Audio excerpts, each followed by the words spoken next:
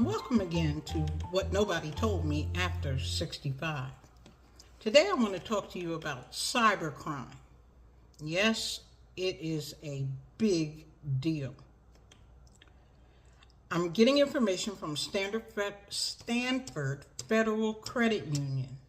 They have a webpage dedicated to cybercrime and seniors, believe it or not. It's such a huge trend right now that they've dedicated a portion of their web information to seniors and cybercrime. Any crime, many crimes, or any crime that can happen in real life can happen on the internet. That is credit card, fraud, identity theft, embezzlement, you name it, romance crimes, you name it, it can happen on the internet.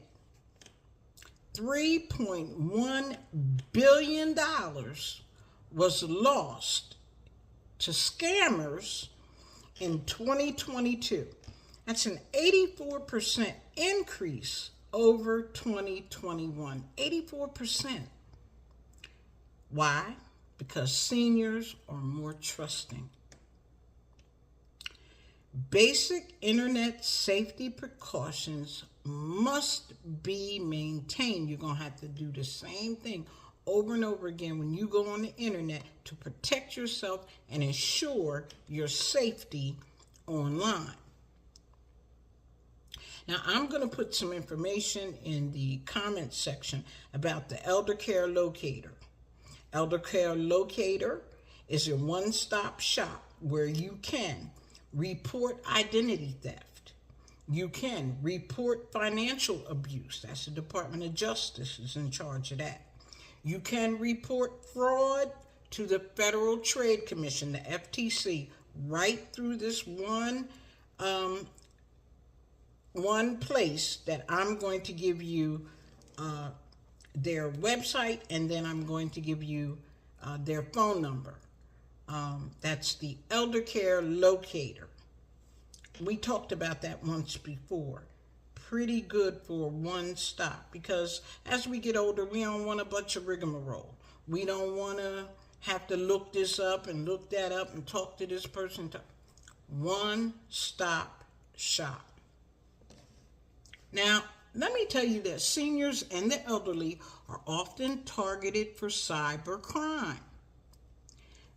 Primarily because we're trusting, and primarily because it might sound like it's true. But again, if it is too good to be true, it probably is. Don't fall for it. Call your bank. If they say they're from your bank, call your bank. They say they're from Amazon, get in touch on the Amazon website, get in touch with Amazon or call them. Say it's your insurance company, call your own number for your insurance company. Don't give any information out to anybody over the phone or the internet. Here are some common cyber scams that are used against seniors and how to avoid them. A tech support scam. They got me with that one time. Criminals pose as technology support representatives and offer to fix non-existent computer issues. The scammers can gain remote access to the victim's devices and their stored sensitive information. Your social security number, your account numbers, your address, children's address, all that stuff.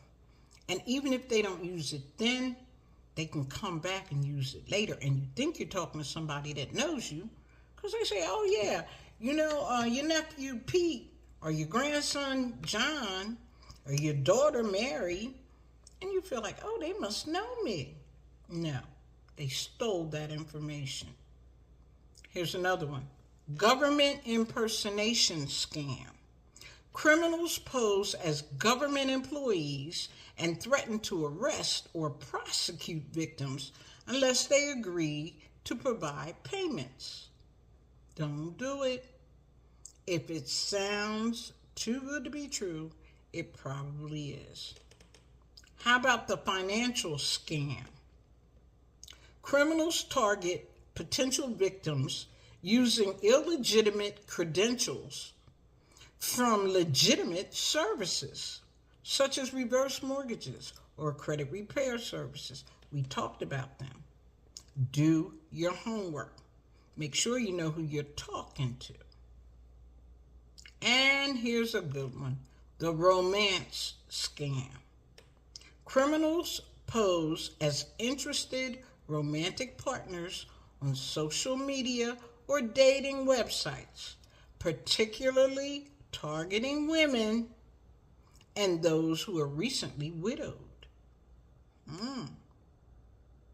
A new twist on this romance scam is to recruit victims for other illegal activity.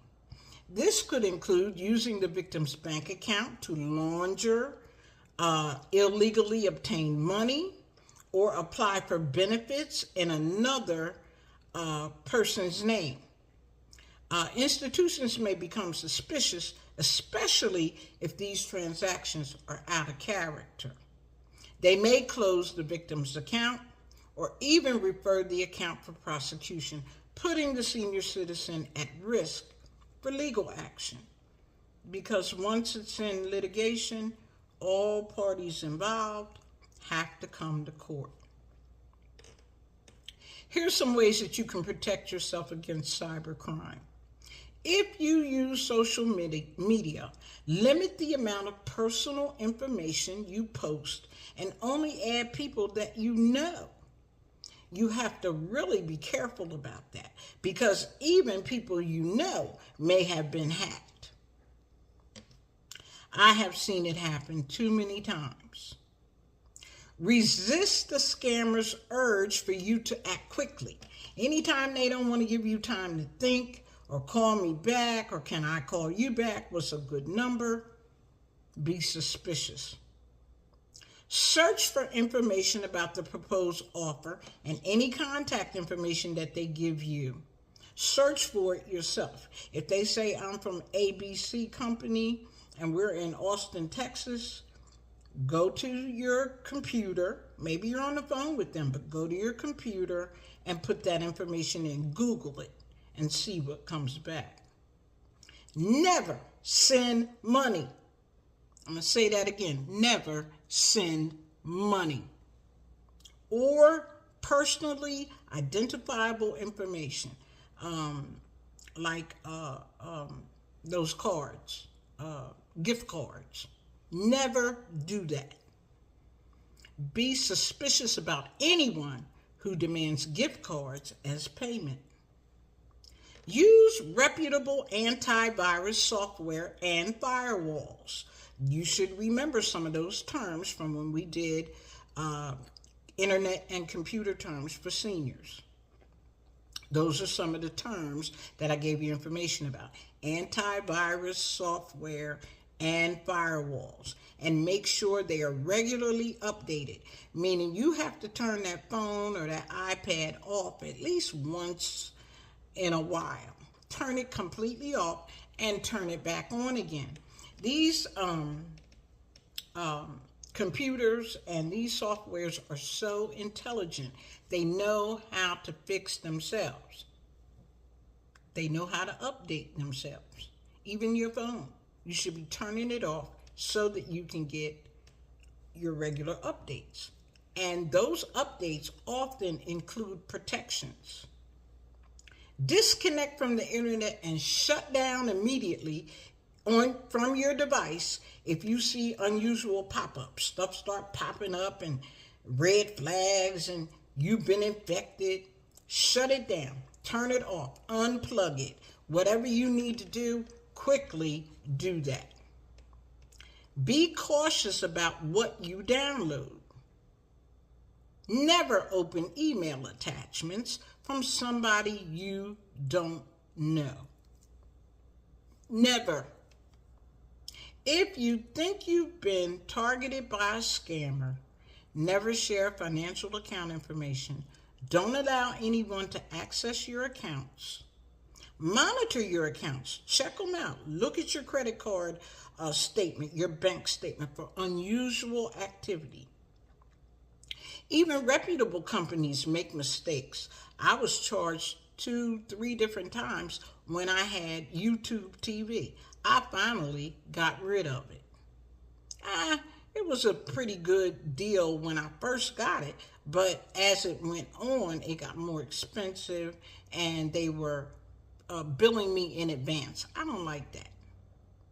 And finally, contact your local law enforcement agency. Call the POPO, call the police, and file a report. Also, notify your bank, your credit union, your insurance company, whoever it is. Do those things so that you are safe while you're on the internet. Cybercrime is a big deal. Don't be a victim. I hope this information has been helpful.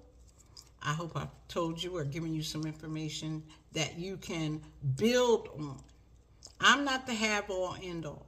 I think somebody said, well, you're not telling us nothing we don't already know. Well, you don't know what people don't know. And I want to thank you for subscribing, sharing, pressing the like button, press that thumb, and the notification so that you are notified when I do new content. And remember, you don't know what you don't know. Thanks for listening.